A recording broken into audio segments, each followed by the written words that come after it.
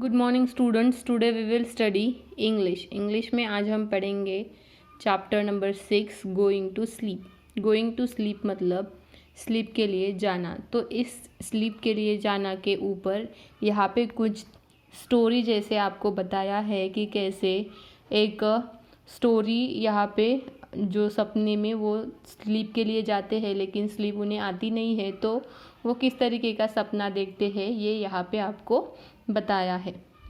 ठीक है, तो यहाँ पे बताया है कि जैसे हर एक एनिमल्स, हर एक मटेरियल, हर एक इंसान का अलग अलग सोने का तरीका रहता है, अलग अलग सोते हैं। जैसे यहाँ पे बताया है कि एनिमल्स अलग अलग तरीके से सोते हैं, जैसे हॉर्सेस खड़े रहकर ही सोते हैं, फिश जैसे आईज ओपन रख के ही सोते हैं, पैरट्स एंड स्टॉक जैसे स्टैंडिंग ऑन वन लेग पर सोते हैं। तो उस तरीके से हर एक का सोना अलग अलग रहता है। तो हम देखते हैं mister Wilbur Force fog tries his best fall asleep one night but he just cannot because of all the things that happen around him। तो यहाँ पे एक नाम बताया है, क्या नाम है उनका? Mr Wilbur Force Fogg. Mr Wilbur Force Fogg tried his best to fall asleep one night. वो एक रात में सोने का बहुत प्रयास कर रहे थे, but he just can not because of all the things that happen around him. क्यों? क्योंकि उनके आजू बाजू में जो भी परिस्थितियाँ थी उनकी वजह से। Read on find out able to sleep fall in the end. तो ये सब हमें यहाँ पे देखना है। One night Mr Fogg was not able to sleep. एक दिन क्या हुआ? Mr Fogg was not able to sleep, वो सो नहीं पा रहे थे। He tried very hard to make himself sleepy but he just could not. वो बहुत ज़्यादा प्रयास कर रहे थे, tried very hard to make himself to sleep but could not, but वो सो नहीं पा रहे थे। देन ही रिमेंबर्ड मतलब उनको याद आना, something that he had read in a book once. तो उन्हें एक बार उन्होंने जो बुक पढ़ी थी उसके बारे में याद आया। It was about a man who could not sleep. वो एक स्टोरी किसकी थी? एक मैन की जो सो नहीं पा रहा था।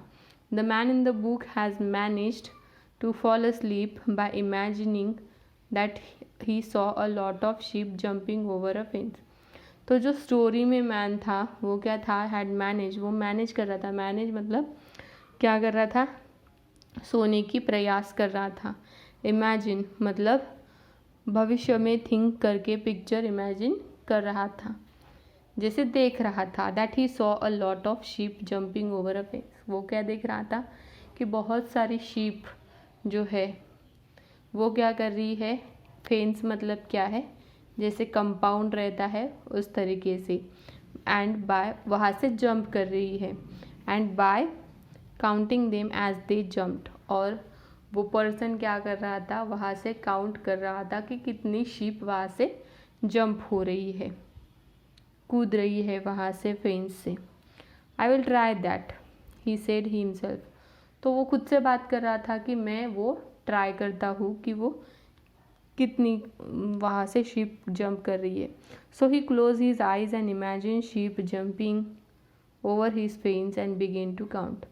तो उसने क्या किया? उसकी आंखें क्लोज की, उसकी आंखें बंद की और उसने इमेजिन करना स्टार्ट कर दिया कि फेंस से मतलब वह कुंपन जो रहता है वहाँ से कितनी शीप्स नीचे जंप कर रही है।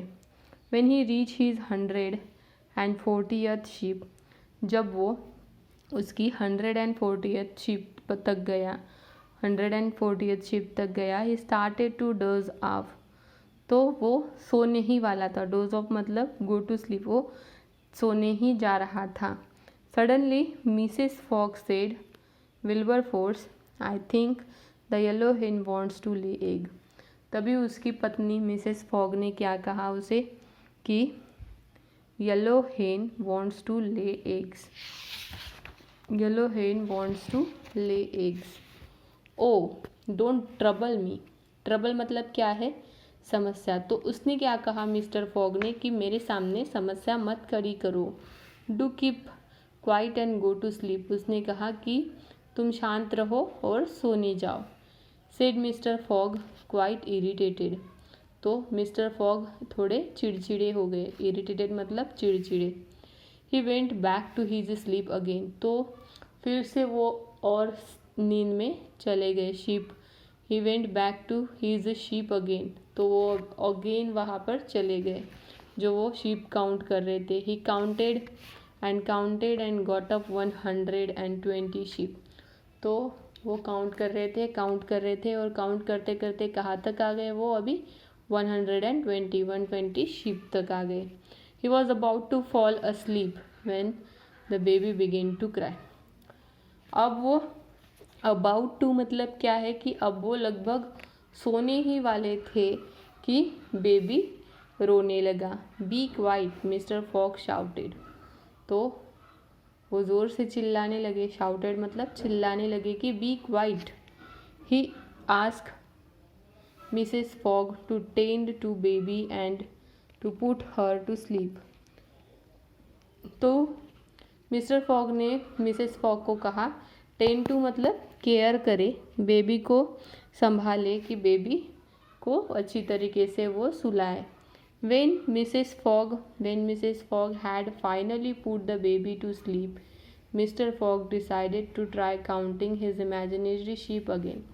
मिसेस फॉग ने बेबी को सुला दिया और फिर मिस्टर फॉग वो फेंस से जो नीचे जंप कर रही थी शीप, वो जंप कर रही थी शीप को इमेजिनेशन में क्या कर रहे थे? काउंट कर रहे थे।